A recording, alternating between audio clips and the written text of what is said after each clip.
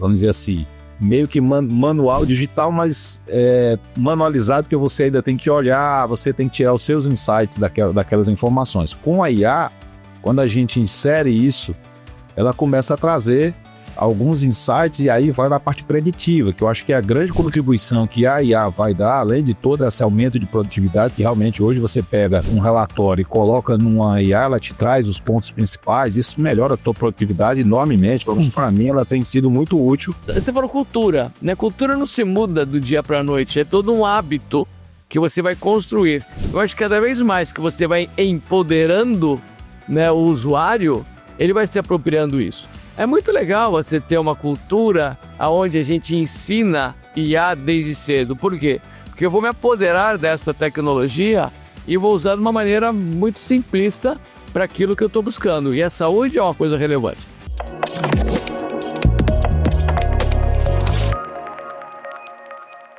Bem-vindos a mais um Storma Talks, seu podcast sobre inovação aqui da Seguros Unimed. E hoje, cara, eu tô lisonjeado com o tamanho do peso dos convidados que estão aqui, o que eu aprendi com eles já nos bastidores. Você não tem ideia que esse vai ser um episódio, bicho, sério, é diferenciado. Eu nunca pego a cola para fazer a apresentação dos convidados, pra você entender o tamanho que são esses caras aqui. E para começar aqui a apresentar quem tá com a gente, Fábio Nogue, seja bem-vindo. Olá, pessoal. Realmente é um prazer estar aqui com duas figuras, né? E tenho uma ficha vasta aqui que o Doug vai comentar agora. Luiz De Luca, cara. O cara é o senhor conselheiro da saúde. O cara é conselheiro da Unimed Participações, advisor do setor da saúde. Ele atua em inovação e docência em planejamento estratégico em saúde. Seja bem-vindo, Luiz. Muito obrigado. Vai ser ótimo estar aqui compartilhando com vocês as informações. Show de bola. Vamos lá, Dr. Newton Nunes. O cara é diretor administrativo financeiro da Unimed Participações e presidente da Unimed Teresina, presidente da Federação da Unimed Piauí, conselheiro federativo da Unimed do Brasil e professor de medicina na área de gestão e inovação. Seja bem-vindo, doutor. Obrigado pelo convite. Para mim é uma honra estar aqui hoje com grandes figuras aqui da área da saúde e da área de inovação. Para a gente começar a transformação na saúde, de modelo de negócio, do assistencialismo ali, como que a gente consegue começar, Luiz?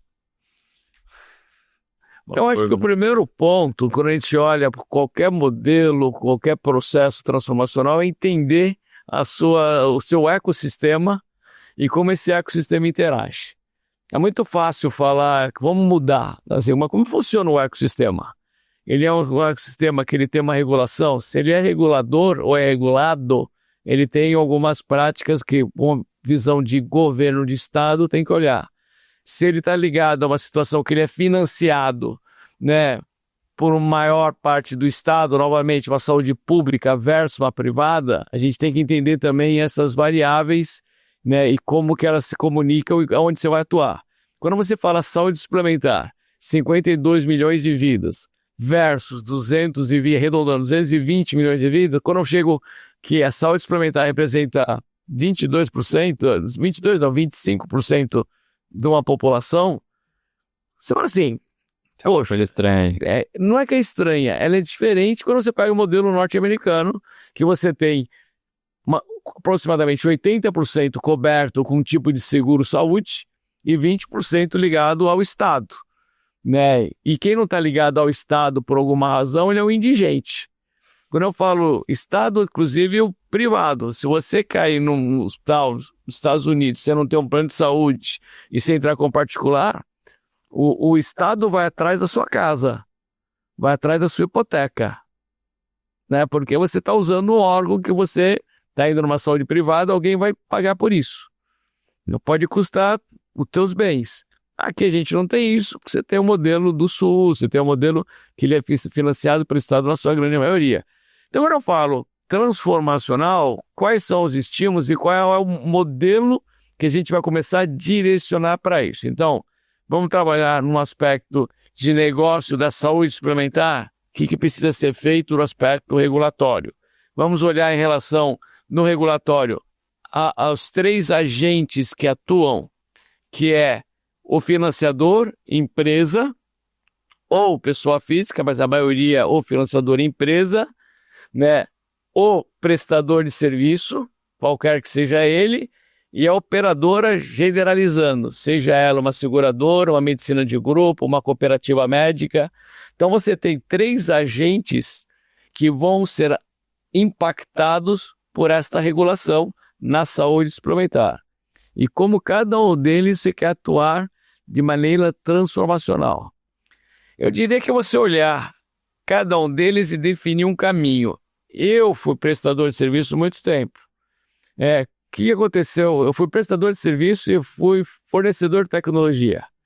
Então eu sempre atuei num segmento voltado a financiamento, recursos e prestação de serviço. Então a gente busca eficiência nesse elo. Atualmente, eu faço parte do conselho da Unimed Participações. A gente olha a holding, olha a gestão de negócios que poderá favorecer, algumas entidades da Unimed. E aí a gente olha de uma outra forma. A gente tenta olhar para a ótica de como a gente pode viabilizar, seja por economia, em termos de equipamentos, seja por distribuição de produtos através de uma plataforma, um sistema de gestão de vidas, seja por uma situação que a gente pode trabalhar numa possível unidade de fornecedora de suprimentos. Então, são modelos diferentes. O que eu acho que tem em comum de tudo isso? Que você precisa de uma competência para que isso aconteça. Liderança? Eu acho que está ligado. Não, eu acho que você tem que ter uma competência que é um conhecimento, uma habilidade. Eu sempre falo que a competência nada mais é que a gestão das suas habilidades. A gestão da competência te dá uma vantagem competitiva. Então, eu acho que você tem que ter uma competência, então, gestão de habilidades. A liderança vai ter que saber usar a gestão dessas competências para que ela transforme em vantagem competitiva. A gente vê uma deficiência de maneira generalizada nos elos, seja ela por um prestador de serviço, seja por um possível operador, seja uma visão da empresa. Então, assim, é trabalhar referências que busquem transformações. Eu acho que oportunidades existem.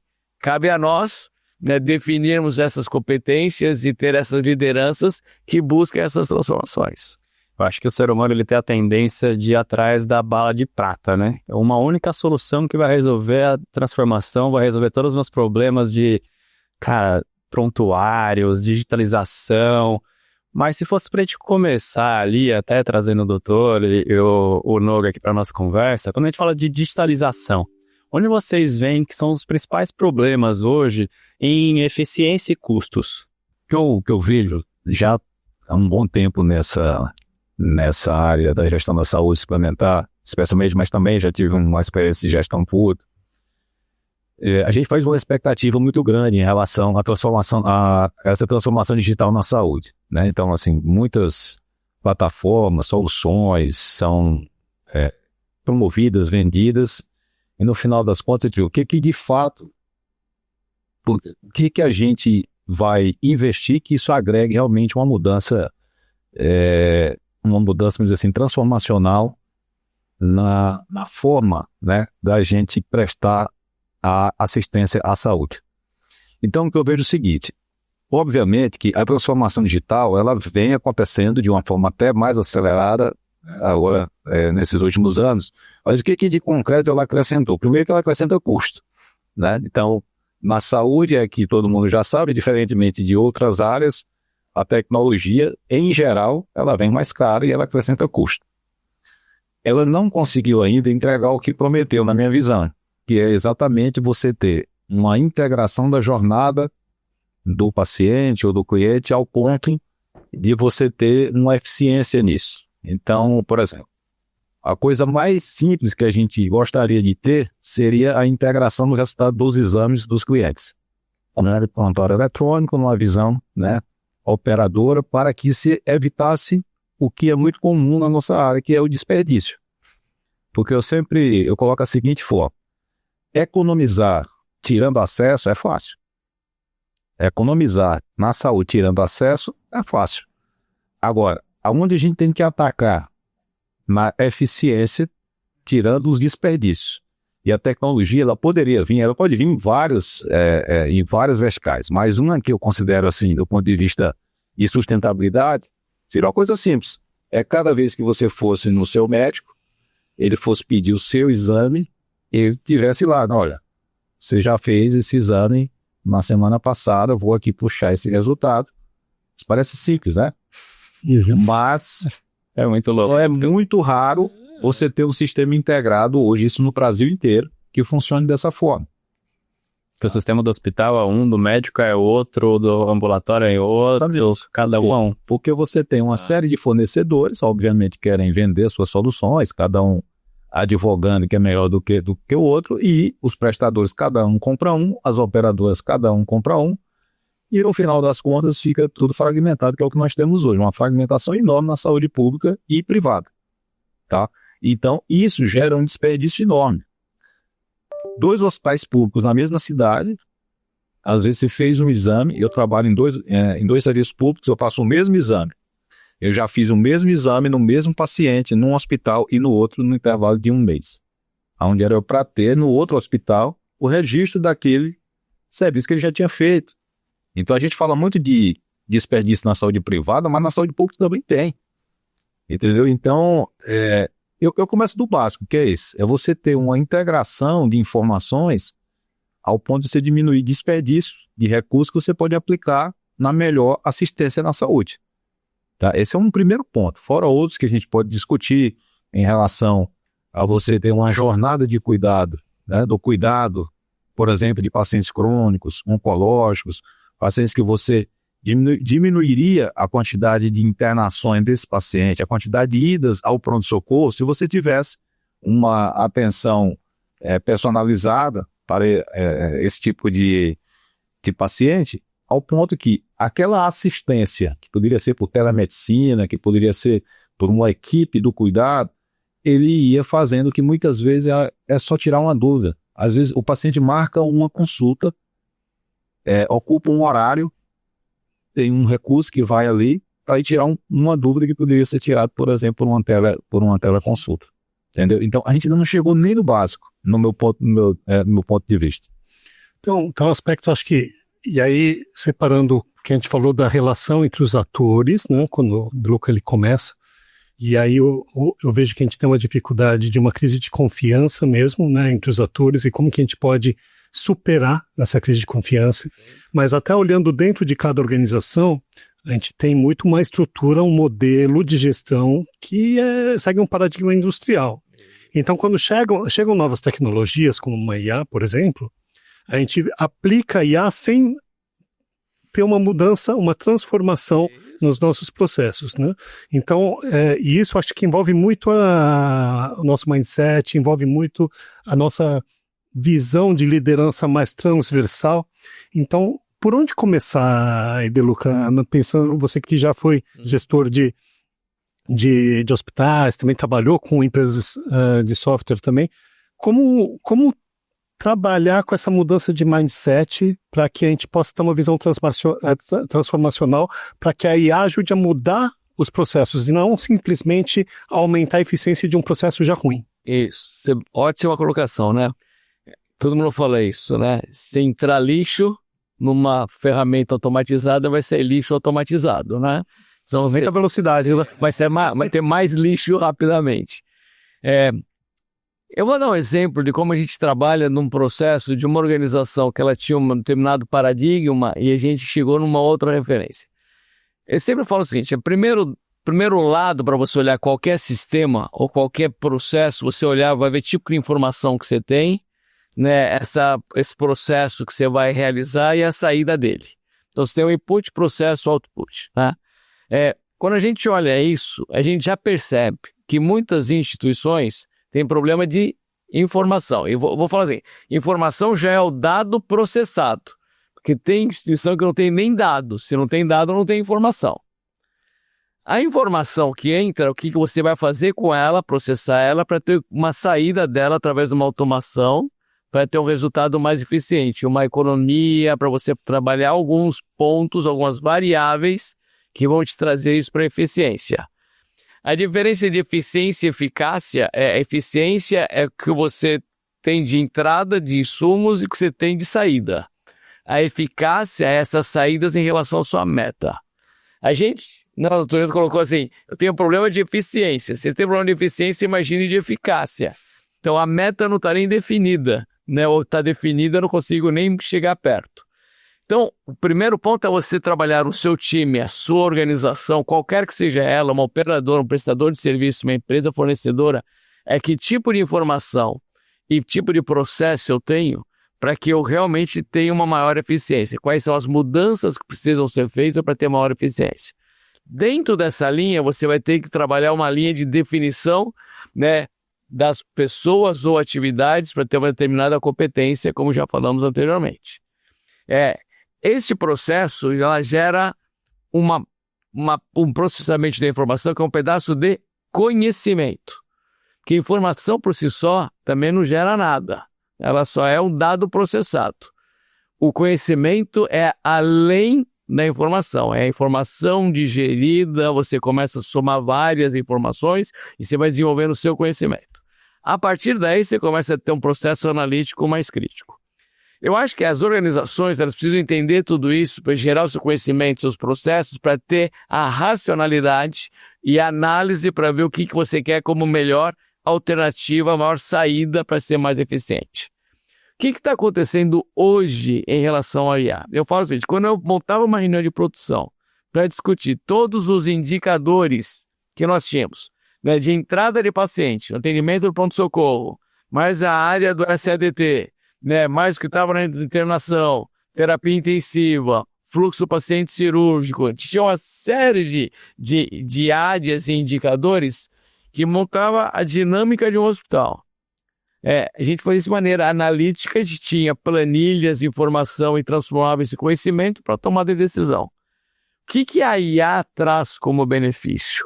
A IA traz uma correlação dessas informações que podem te gerar conhecimento que te acelere a tomada de decisão. Desde que você tenha competência. Uhum.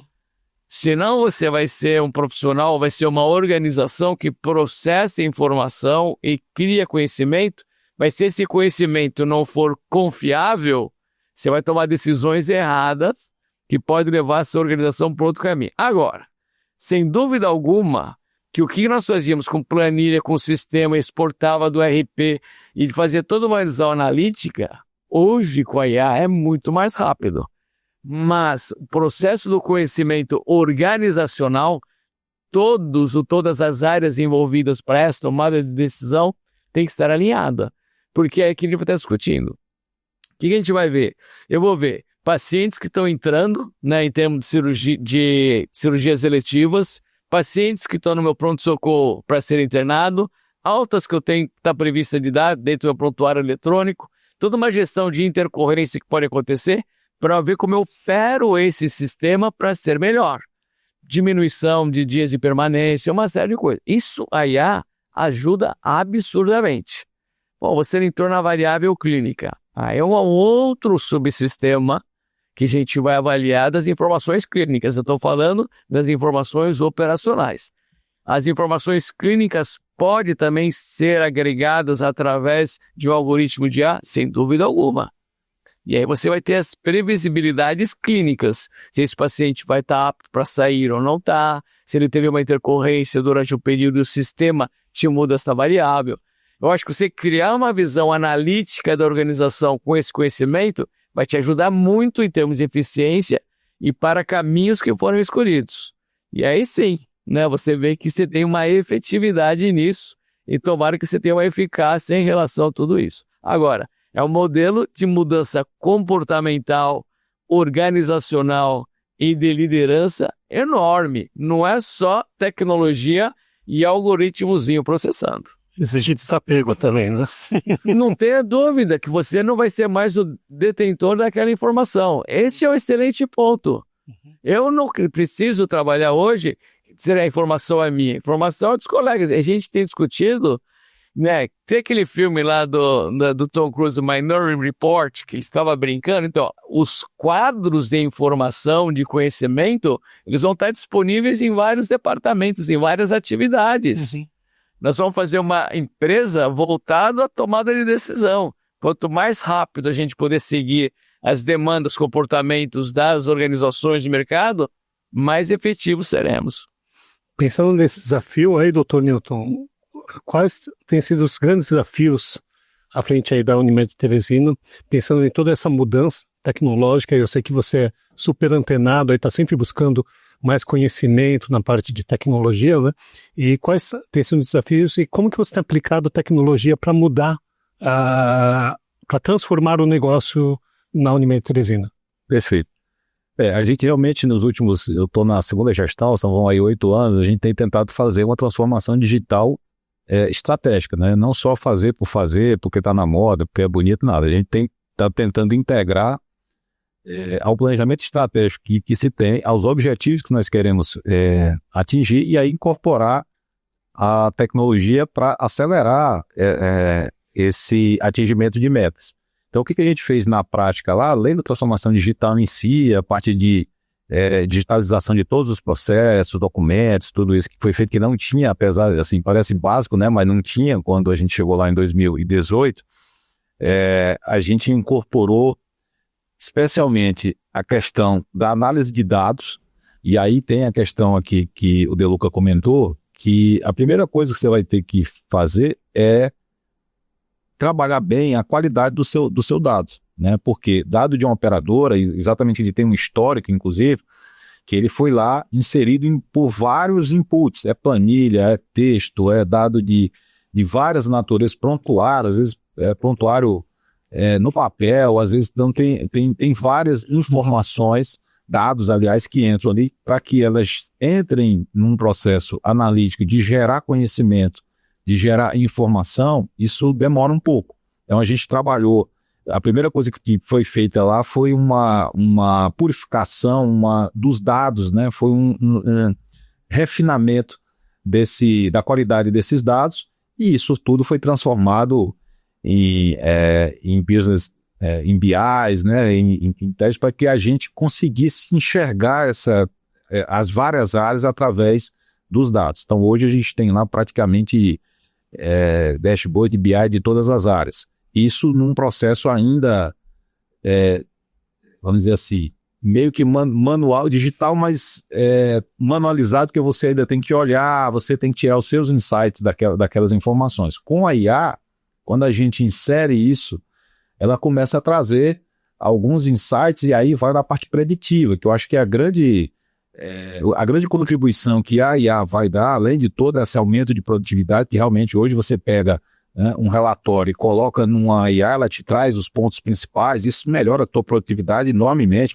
Para mim ela tem sido muito útil, e eu gosto daquele conceito de IA como uma inteligência aumentada, né? Quer dizer, você já usa a sua própria inteligência, mas agora ela potencializa você. Ou a burrice fica aumentada. Aí para quem não tem a competência, né? Se não tem a competência, exatamente, acontece. Ele amplifica, você amplifica tudo, né? Porque tudo depende do que você interpreta daquilo que sai também, né? Excelente. Mas assim, a parte preditiva, né? Eu tive lá no Einstein, por exemplo, vi a parte do Command Center que me inspirou a montar o meu Command Center, que aí foi a sequência do que eu estava fazendo, que é exatamente você ter hoje lá, por exemplo, a gente tem uma área de Command Center que ele monitoriza todos os recursos próprios, desde o serviço hospitalar, o centro diagnóstico, nós temos uma clínica de terapias, está tudo centralizado em painéis em tempo real.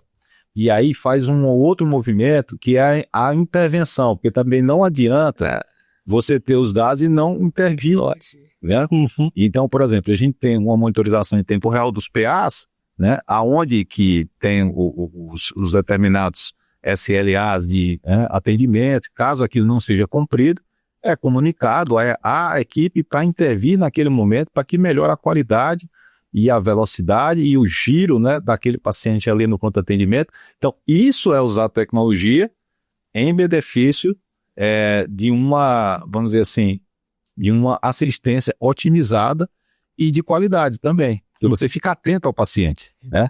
Então, por exemplo, eu tenho 26 anos já de formado, então assim, o que era, né?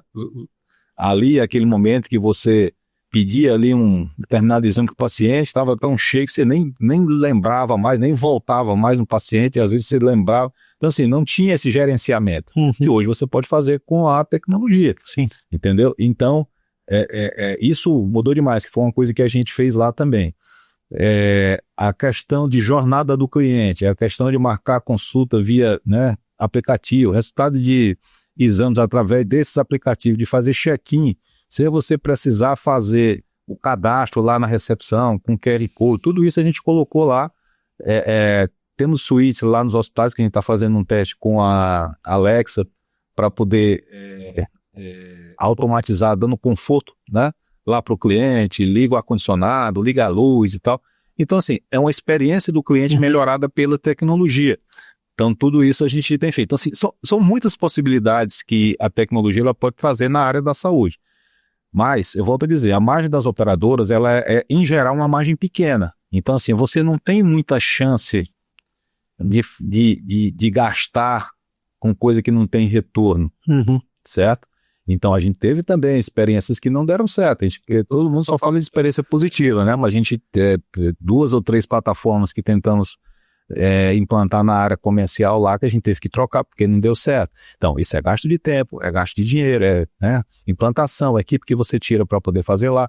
Então, assim, mas só a inovação, ela pressupõe um pouco de erro também. Então não tem como você... E a gente fala bastante disso aqui no Storyback, é um lugar tranquilo para falar disso de erros, que a inovação sem erro não existe. Isso não existe, né? Então, assim, aí você precisa de uma liderança que tope o risco também, entendeu? Porque num ambiente conservador, como é uma cooperativa médica, onde você tem um ambiente político, onde você então, assim, tudo isso é um risco onde você pode ser cobrado por aquilo, né?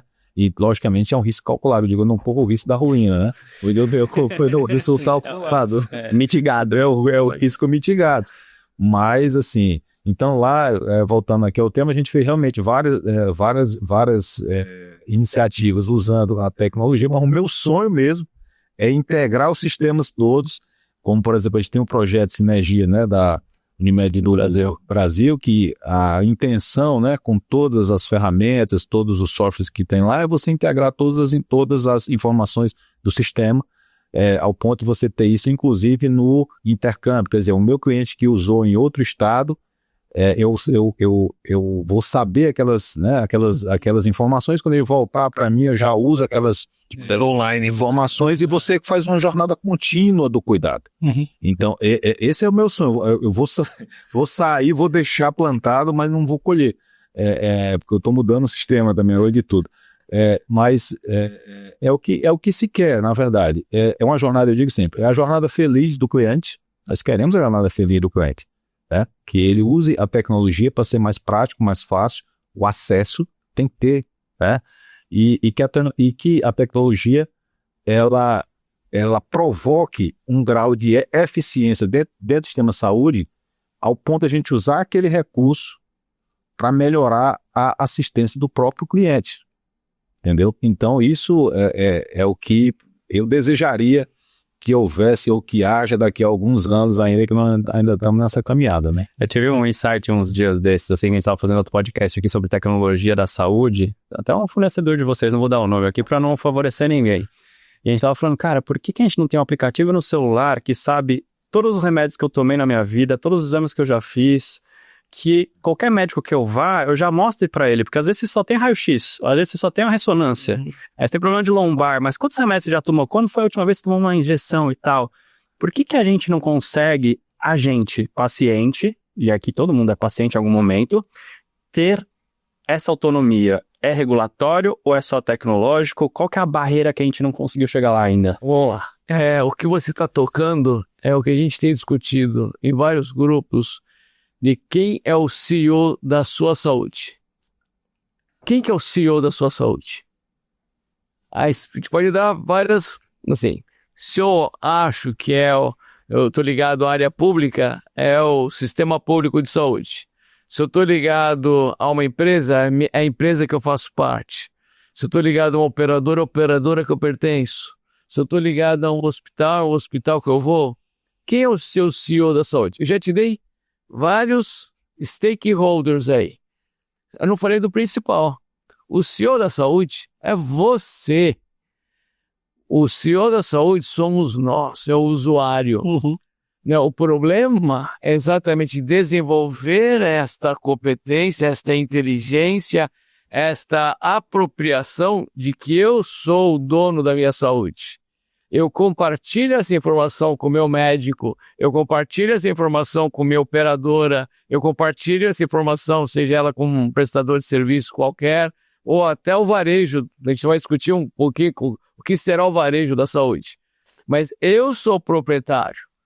Quando você vê uma Apple entrando cada vez mais, controle de arritmia, você tem saturação do teu oxigênio, controle do teu sono, atividade física, está trazendo agora os novos aparelhos com possibilidade de pressão, controle. Então assim, você acha que essa empresa está fazendo isso por amor?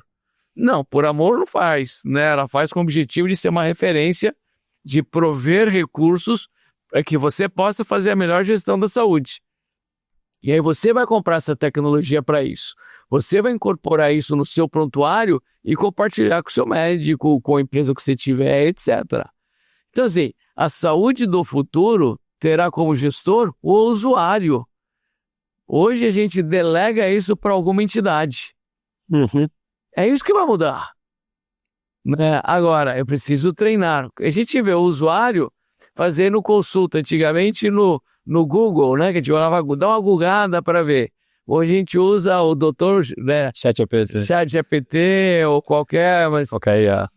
Mas o que falta para criar essa cultura, na sua visão, Ângelo? Eu acho que tem uma questão, você falou cultura, cultura não se muda do dia para a noite, é todo um hábito que você vai construir. Eu acho que cada vez mais que você vai empoderando o usuário, ele vai se apropriando isso. É muito legal você ter uma cultura onde a gente ensina IA desde cedo. Por quê? Porque eu vou me apoderar dessa tecnologia e vou usar de uma maneira muito simplista para aquilo que eu estou buscando. E a saúde é uma coisa relevante. Eu vou dar um exemplo. Eu estou vendo o seu smartwatch aí. O que você tem de funcionalidade? Você faz alguma atividade esportiva? Natação. O que você tem de funcionalidade esportiva aí?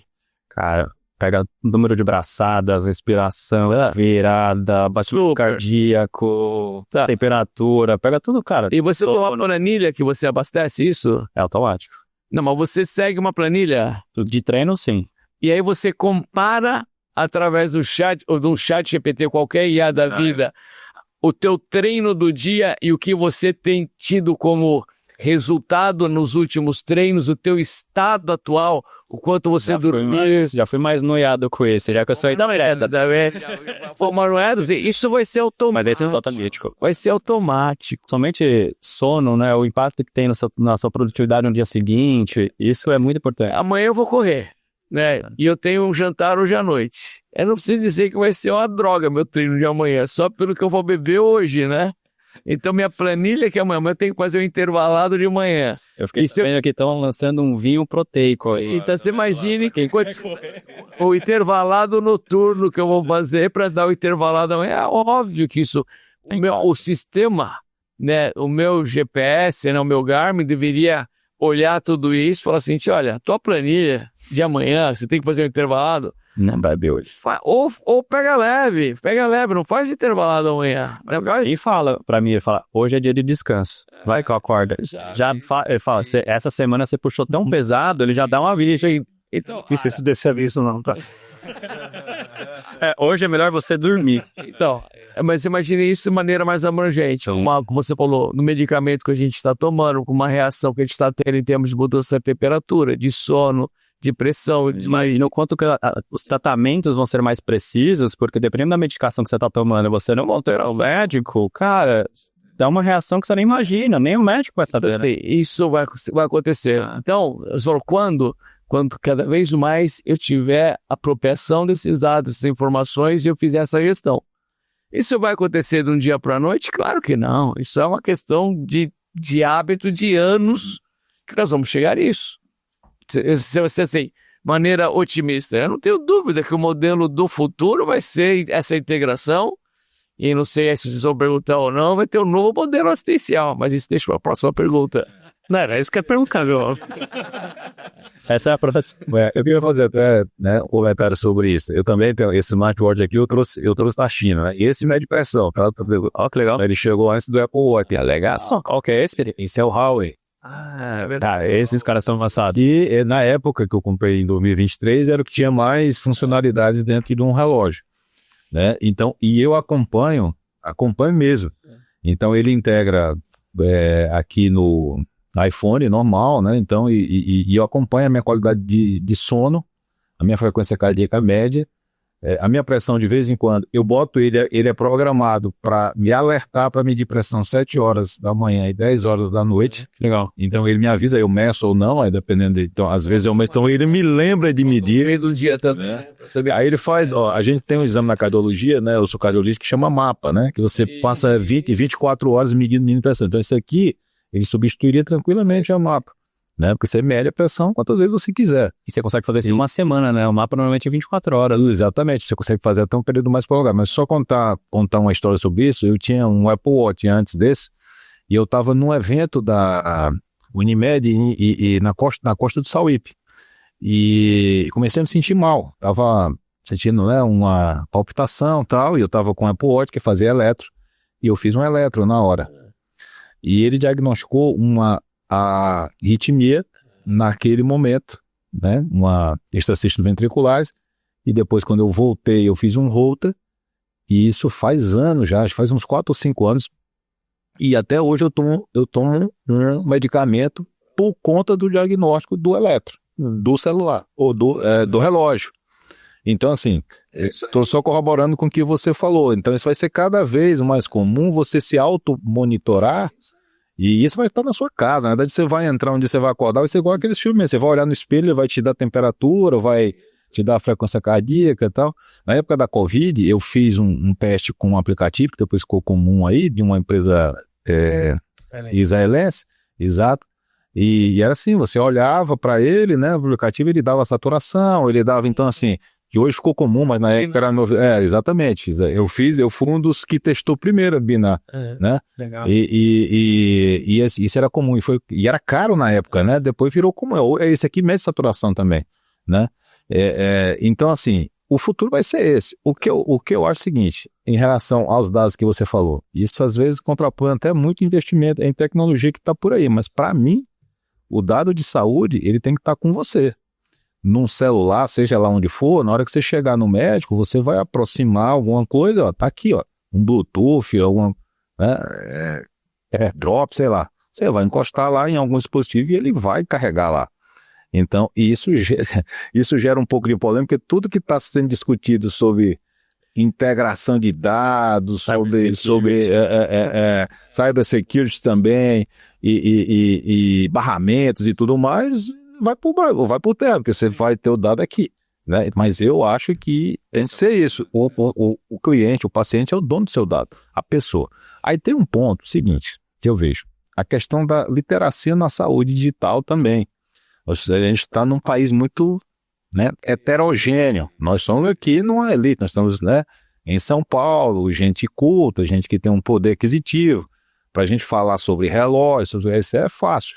Agora, transmite isso para um país 400 quilômetros daqui, nos vazios assistenciais, na pobreza e tal. Então, esse é um desafio nacional. Né? Como é que nós vamos construir isso, que isso fique mais, vamos dizer assim, acessível a todos. Aquele programa do governo federal, desde o governo passado, de saúde digital, do aplicativo, que tinha a questão das vacinas, lembra que você entra lá, que agora está com os exames, o DataSUS, né?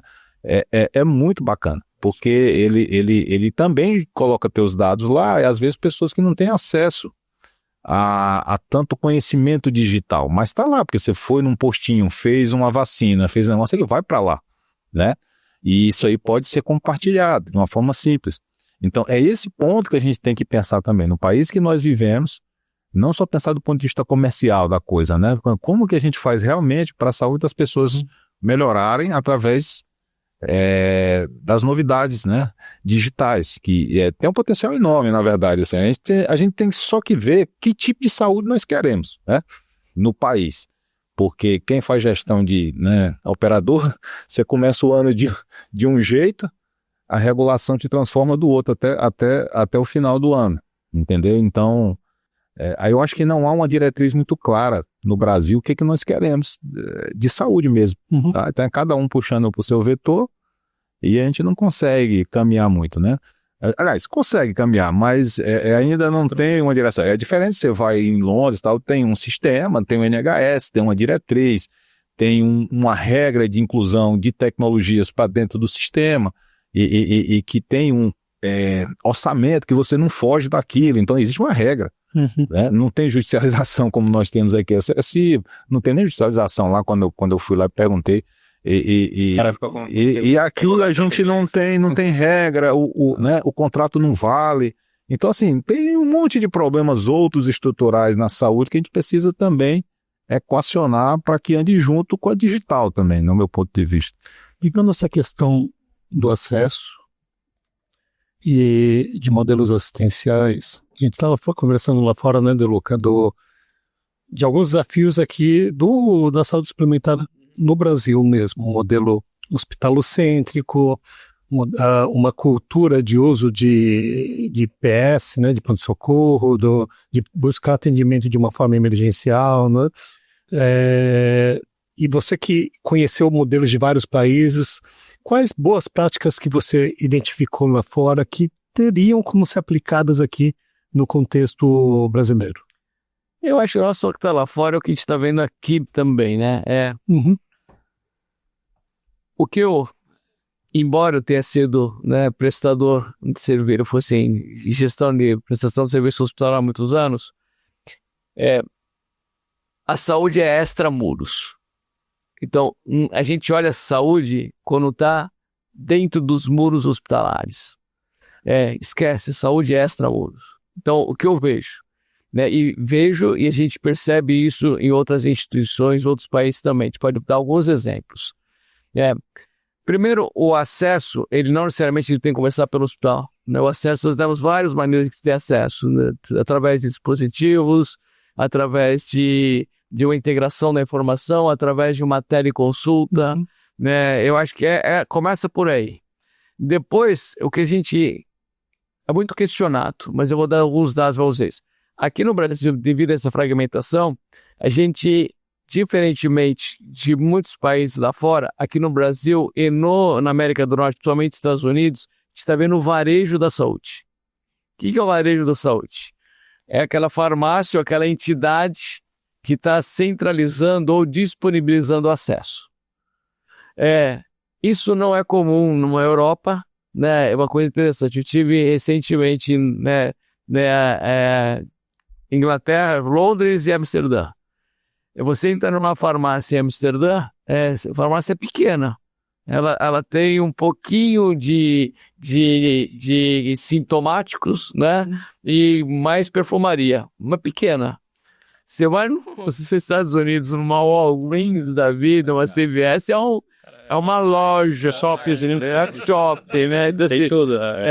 Tudo está muito no Brasil. Então, no Brasil está ficando intermediário e a gente está discutindo, né, se vai ter medicamentos dentro de supermercados, essa regulação para isso.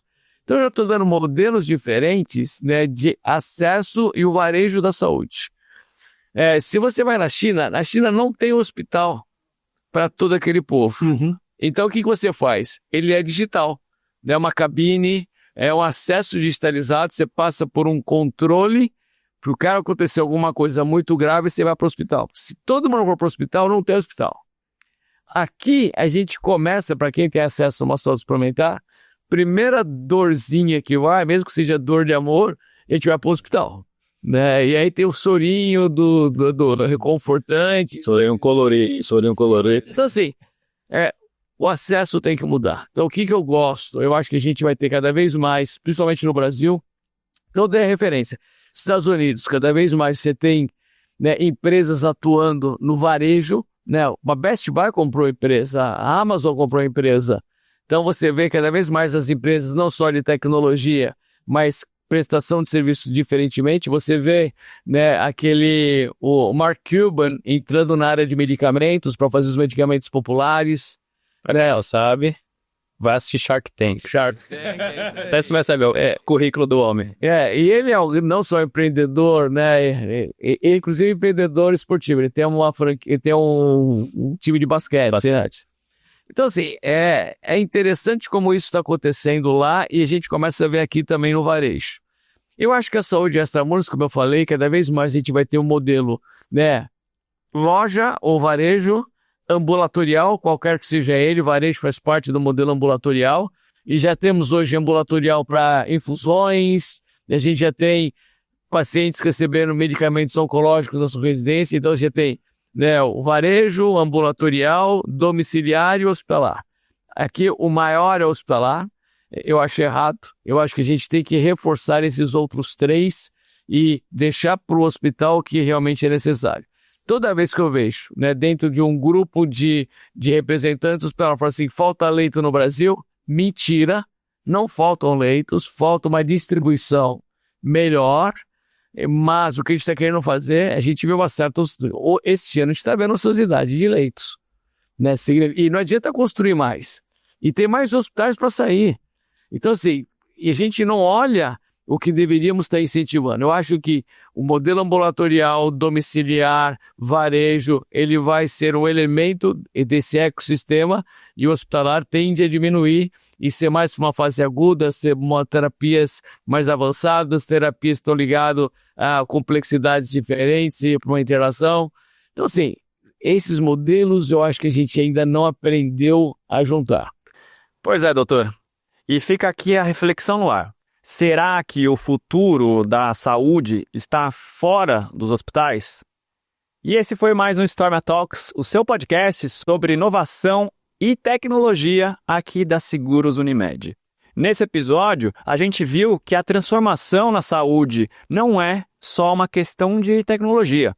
Tem muito a ver com o mindset e a cultura de valor que a gente tanto falou nesse episódio. Então, no próximo episódio, a gente continua aqui no estúdio e conversou com o Dr. Newton Nunes e o Luiz de Luca para contar aqui quais são os verdadeiros desafios estruturais que estão impedindo a transformação que todo mundo espera para ver na saúde brasileira. Você vai se surpreender com o que a gente descobriu aqui junto que precisa melhorar. Até a próxima.